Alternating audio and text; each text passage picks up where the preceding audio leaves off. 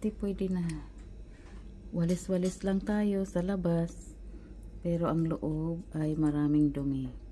Kaya linis din sa mga ilalim ng cabinet, lahat yan labas mo para malinis.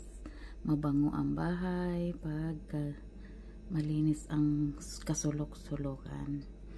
Kaya yan, pupunta doon, lilinisin natin ang lahat ng mga kagamitan. Kaya hindi lang pang labas ang kailangan linisan, kailangan ang kaloob-looban din para malinis na malinis, ha? Okay, hindi walis-walis lang, hindi po pwede. Pag may time, linis din. Hanggang kailan?